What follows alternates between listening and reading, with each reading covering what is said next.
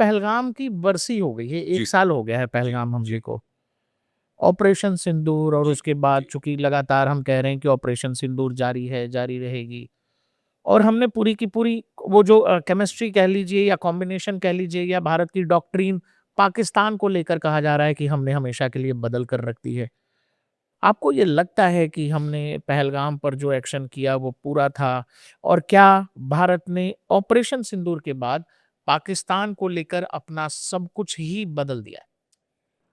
बहुत अहम प्रश्न आपने पूछा है, मैं बताता हूँ क्योंकि मैंने भी इसको बड़ी क्लोज़ली फ़ॉलो किया और बहुत से लोग जो उस समय कंट्रोल रूम में बैठे थे, मैंने बात की है कुछ उनमें से लोगों से।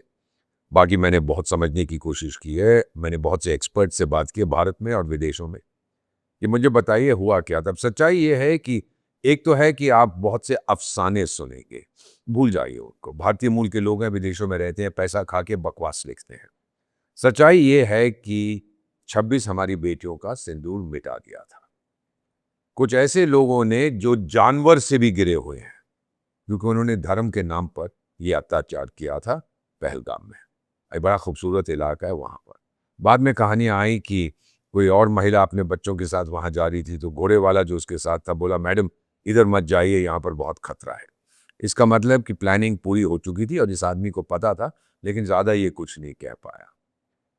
तो फिर क्या होता है कि ये आते हैं 3 लोग और ये तीनों वो जो एक आपका पड़ोसी मुल्क है जिहादिस्तान, उसका नाम जो भी है मैं भूल जाता हूँ, वहाँ से थे। जब इन्होंने 26 हमारी बेटियों को विधवा बनाया और भारत की सब बेटियों से मैं, भारत का राजदूत, हाथ जोड़ के माफ़ी माँगता हूँ कि हम आपके सिंदूर को बचा नहीं पाए। उस समय ये नाम जो दिया गया ऑपरेशन सिंदूर, ये प्रधानमंत्री ने दिया था और पहला आदेश उनका था कि ये 3 लोग इनको नहीं जाना चाहिए, छोड़ के बॉर्डर नहीं क्रॉस कर पाए। अब सुन लीजिए जो मैं आपको बता रहा हूँ।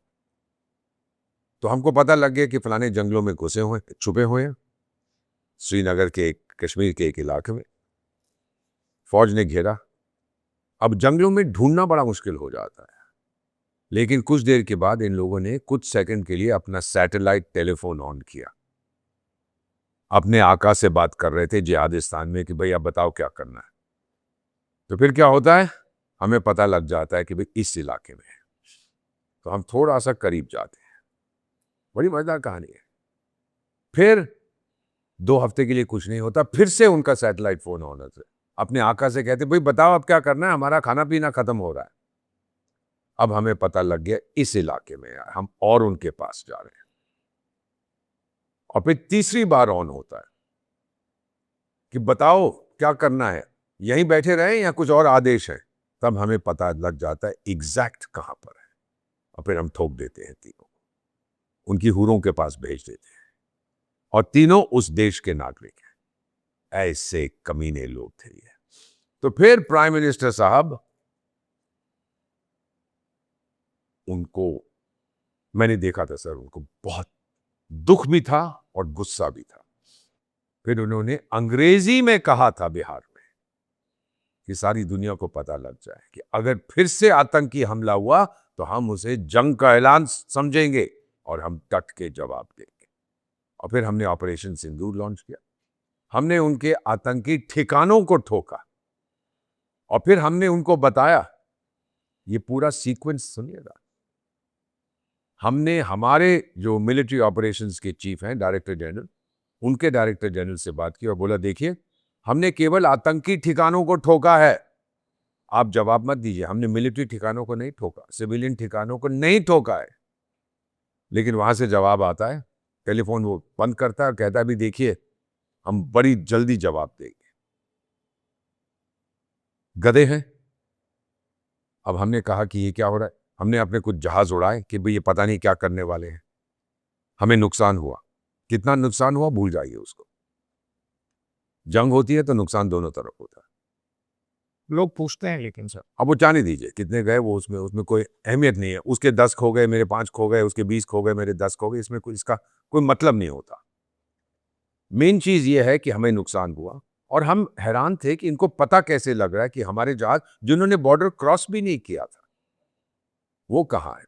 पता लगा कि वो नूर खान एयरबेस में उनके चीनी बाप जो हैं, नाजायज बाप, वो बैठ के उनको बता रहे थे सैटेलाइट के जरिए, जो अब वो ईरान के साथ कर रहे हैं।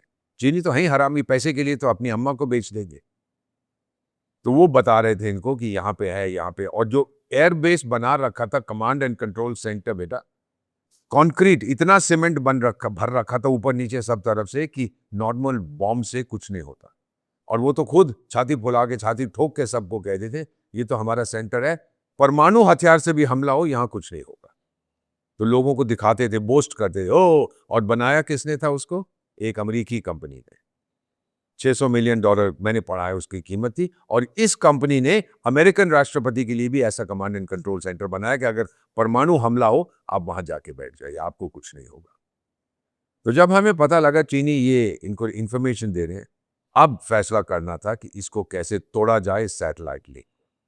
और फिर आपको पता है कि हमने एक मिसाइल भेजी 270 किलोमीटर की दूरी से। हमने बॉर्डर फिर भी क्रॉस नहीं किया था, हमारे एयरफोर्स ने। फिर ये मिसाइल गई अंदर, जो एयर कंडीशनिंग का डक्ट होता है जहां से हवा उनको चाहिए थी 2 फुट का, उसके थ्रू गई।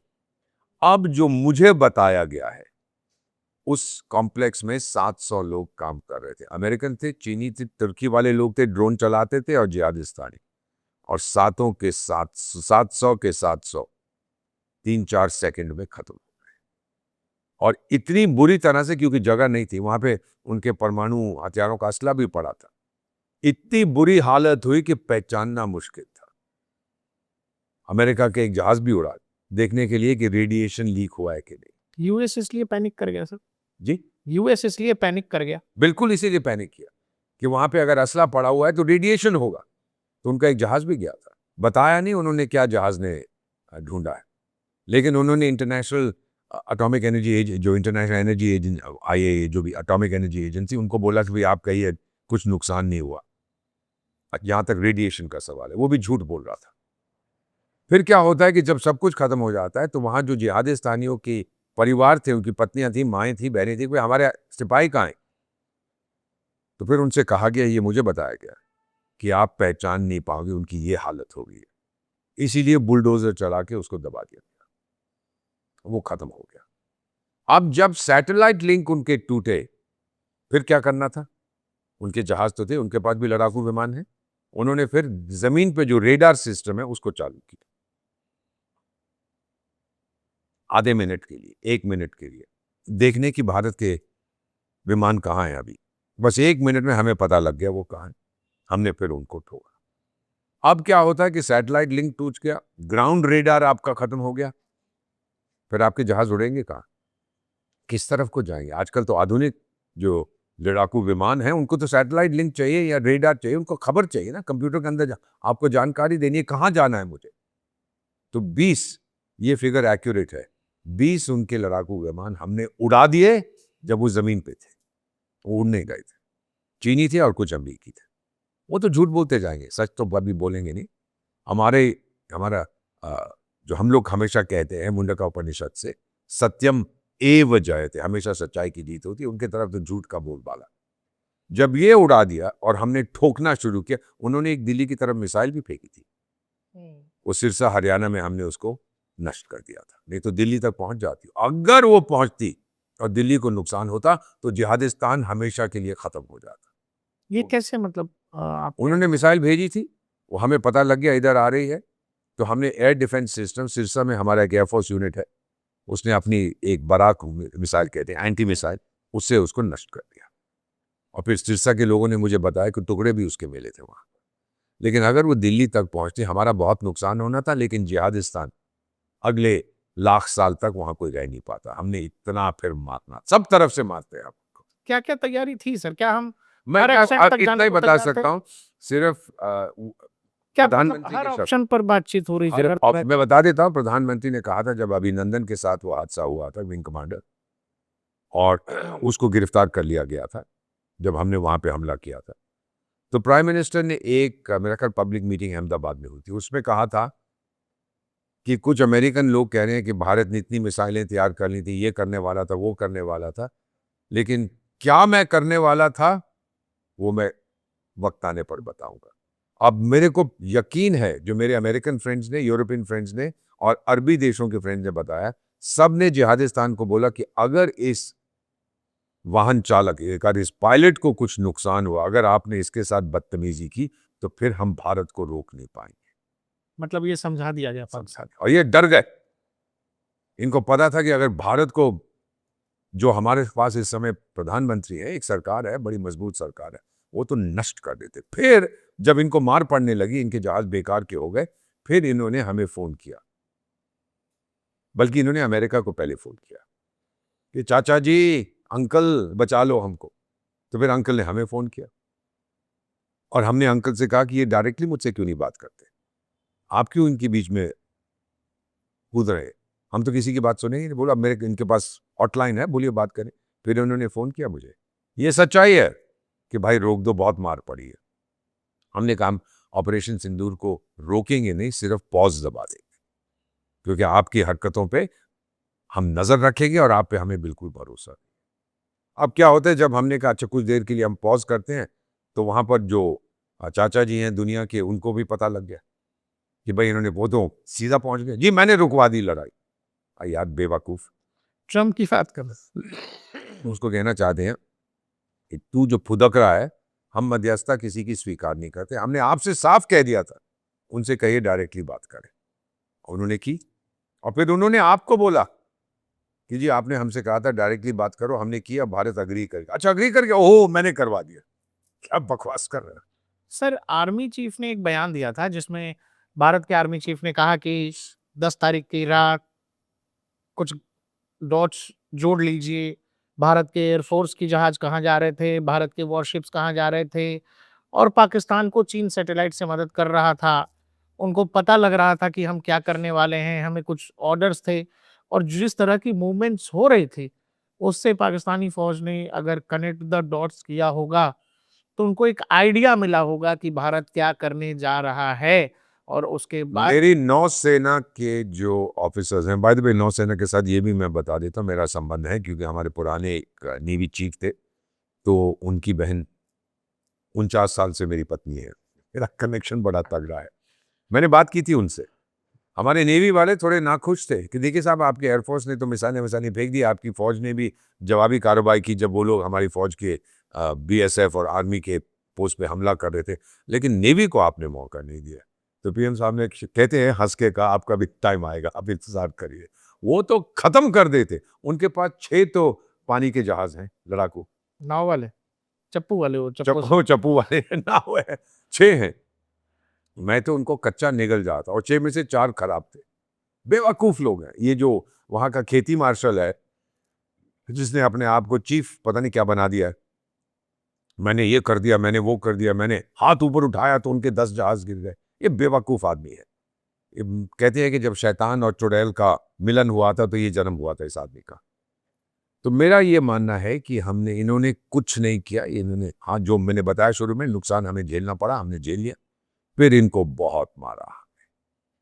तो संदेश ये चला गया है कि टाइगर, अब तुमने दोबारा किया तो इतनी मार पड़ेगी कि फिर तुम्हारा अंकल मैकडोनल्ड भी कुछ नहीं कर पाएगा। हाँ, ये अलग बात है, कभी वो कहता है मैंने 1 करोड़ लोग बचा दिए, कभी 50 लाख बचा दिए, कभी 10 करोड़ बचा, और वहां का जो वो कोई बदमाश है, अपने आप को शरीफ कहता है मैं प्रधानमंत्री हूँ। नवाज शरीफ का भाई हाँ, शहबाज वही शरीफ। वही वही। तो वो तो सीधा, जब मैंने देखा था शर्म अल शेख में, जब मजेदार चीज, आप वो यूट्यूब देखिएगा, शर्म अल शेख में जो मीटिंग हुई थी, इसने बुलाया था वो गाजा पट्टी के बारे में, हाँ, ऑर्डर पीस एटसेट्रा। तो फिर बुलाता, कहता बदमाश शरीफ को, इधर आबे, डोनाल्ड ट्रंप उसको कहता है। तो आया, हाँ जी सर, जो अभी मेरे कान में तू खुसफुस कर रहा था, पब्लिकली बोल। और जैसा चील नहीं खड़ा होता उसके पीछे सुन रहा था क्या, तो ये गया, मिस्टर प्रेसिडेंट, ऊपर अल्लाह और यहाँ पर अल्लाह से बड़ा आप हैं, और मिस्टर प्रेसिडेंट, मैं ये कहना चाहता हूं, दुनिया में सबसे बड़े इंसान आप हैं, मानव इतिहास में आप जैसा कोई नहीं है। वो मक्खन पे मक्खन, और ट्रंप साहब और बोल और बोल, बेवकूफ। और मैंने पीछे देखा, वो इटली की प्राइम मिनिस्टर जॉर्जिया मेलोनी, मैं मिला हुआ हूँ, बहुत सॉलिड औरत है, वेरी फाइन पर्सन। तो वो पीछे खड़े होकर हंसी आ रही थी कि ये गधा क्या बोल रहा है। कई से लोग, कोई इधर देख रहा है, कोई उधर देख रहा है, यूरोप के नेता उनके पीछे खड़े थे, और अरब बाकी देशों के लोग उनके सामने थे। सबको शर्म आ रही थी कि ये क्या रहा है, कितनी चापलूसी की हद होती है। खैर वो हो गया जो होना था वहां पर।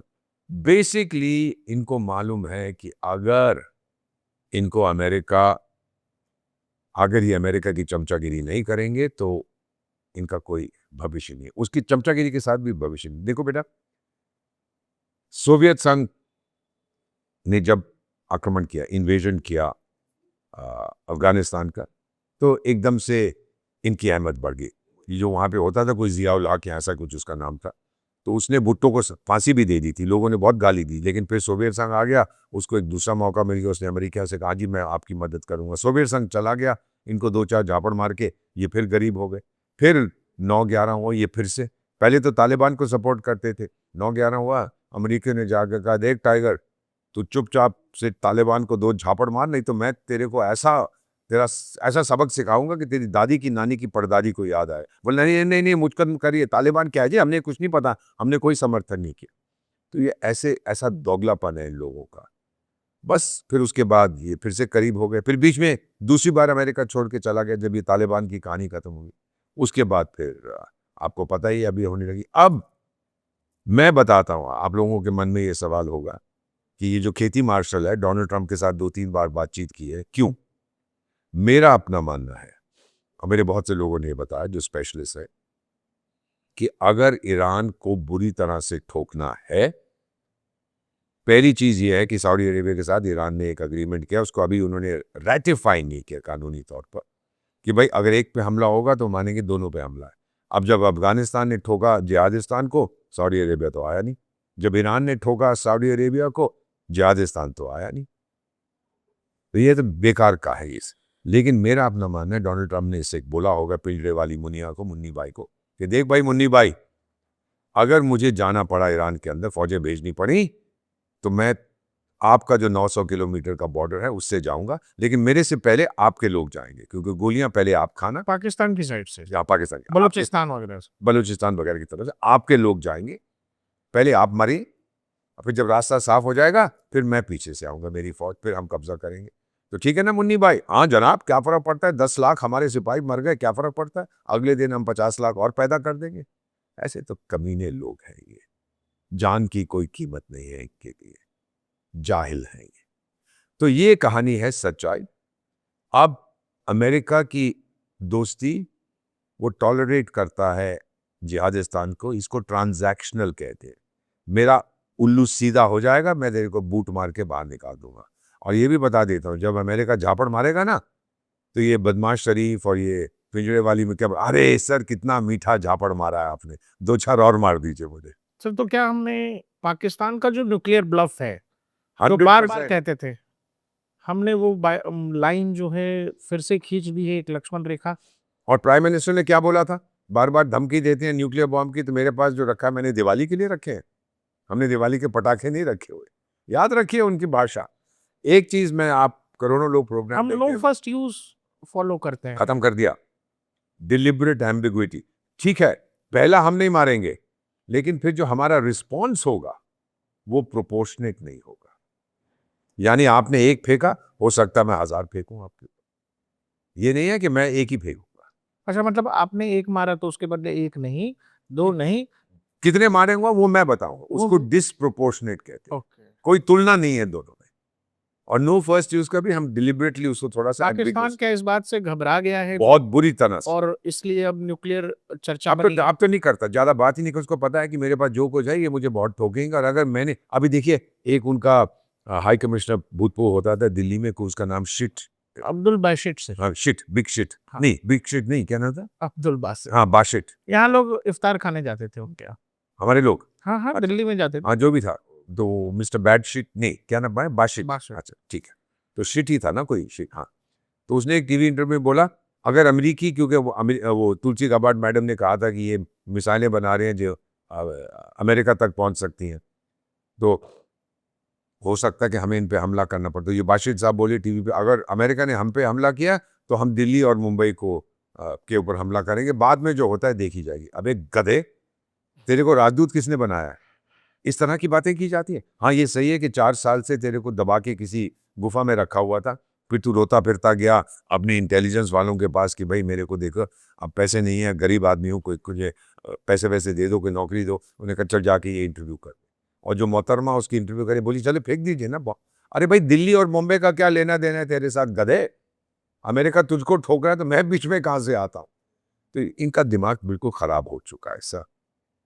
अभी मैं आपको बताता हूँ, ये जो कलमा वलमा पढ़ते हैं अपना, भारत के मुसलमानों की बात नहीं कर रहा मैं, वहां के, दुनिया का सबसे जहरीला सांप उसको कहते हैं इनलैंड टाइपा। यह ऑस्ट्रेलिया में पाया जाता है। दूसरा फिर एक है उसके साथ का, उसको क्राइट कहते हैं, KRAIT। एक तीसरा है उसको ब्लैक माम्बा कहते हैं। ये बहुत जहरीले सांप है। इन तीनों का जहर निकाल के जिहादिस्तान के मन में भर दिया है। इतना जहर है इनमें, आप सोच नहीं सकते। अभी जो बातचीत हो रही थी वहां पर जो ईरान और अमेरिका के बीच, तो ये बड़े ओ जी हमने भारत को हरा दिया। और टाइगर मैं कहां से इन्वॉल्व हूं भाई? अगर आप स्ट्रेट्स ऑफ हॉर्मुज को खुला देते हैं, चाहे शैतान खुलवाए, चाहे शैतान का बेटा आप लोग खुद खुलवाएं, मैं तो बड़ा खुश होऊंगा, मैं तो बांग्ला करूंगा। इसमें मैं कहां से आता हूं? आपने मुझे हरा दिया। मुझे क्या हराया बेवकूफों? जो मर्जी खुलवा दे, कल जाके साउथ अफ्रीका में हो जाए बातचीत या अर्जेंटीना में हो जाए, मैं तो बड़ा खुश हूं। इनके पास ना अपने लोगों को ये नकली चूरन जो स्नेक ऑयल हम कहते हैं, सांप का तेल देने के अलावा और कुछ नहीं। तो ये देखो जी अब तो हम दुनिया का सबसे शक्तिशाली देश हो गए। वो कैसे भाई? ओ जी वो अमेरिका का उपराष्ट्रपति आ गया। ओ टाइगर, एक छोटी सी बात पे तुम लोग फुदक रहे हो और कुछ है नहीं। महंगाई इतनी है, आप अफगानिस्तान आपको ठोक रहा है, बलोच आपको ठोक रहे हैं, सिंधी आपको ठोक रहे हैं। आप बकवास का, और वहाँ की खबरें भी नहीं आने दे। जैसे ईरान ने भी 8 हफ्ते से इंटरनेट ब्लैकआउट कर दिया, वैसा आपने भी कर रखा है, क्योंकि सच्चाई आप समझ आप उसका सामना नहीं कर सकते। सो इन कंक्लूजन बेटा इतना ही कहूंगा कि ऑपरेशन सिंदूर में हमने ये मैसेज सारी दुनिया को दी। 3 अफ्रीकी देशों में विशेष सलाहकार हूं, तीनों ने मुझे फोन करके, वहां के वरिष्ठ अधिकारियों ने कहा था एम्बेसडर वेल डन, हम भी आतंक से पीड़ित हैं, आपने दिखा दिया किस तरह इनसे निपटा जाए। हमारी तरफ से मुझे तारीफ कर, मेरी तारीफ कर रहे हैं, भारत की तारीफ कर रहे हैं कि अब हमें पता है क्या करना है। ये बातचीत से कुछ नहीं होगा, ठोको उनको। बातचीत का जमाना चला गया, क्योंकि बातचीत में ये सिंसियर नहीं, कहते कुछ है करते कुछ। और जो 3 देशों में जहां मैं विशेष सलाहकार हूं, उन तीनों की भी जो समस्या है वो बिल्कुल यही समस्या है। आतंकी आते हैं, ठोक पीट के भाग जाते हैं। बातचीत आप करते रहो, संयुक्त राष्ट्र संघ को कंप्लेंट करो, इसको शिकायत करो, उसको कुछ नहीं होने वाला। पहले ये क्षमता रखो कि वापस ठोकेंगे आप। तो उन्होंने कहा बहुत अच्छा आपने किया, फिर आगे जो कुछ होना था वो हो रहा है हमारा। जिस तरह से पहलगाम में जैसे बेटियों से धर्म पूछा, जो यात्री थे उनसे धर्म पूछा, धर्म पूछकर जैसे पता लगा हिंदू है, मार दिया। लोगों को कहा, कुछ लोगों को ये भी कहा कि कलमा पढ़ो। जिस तरह की ये चीज़ थी, ये ठीक आपको इज़राइल वाले हमले की याद दिलाएगी। इसी तरह की बात थी इज़राइल में भी। आपको ये लगता है जो हमने ऑपरेशन सिंदूर में किया है या जो जवाब दिया है या फिर भारत ने जो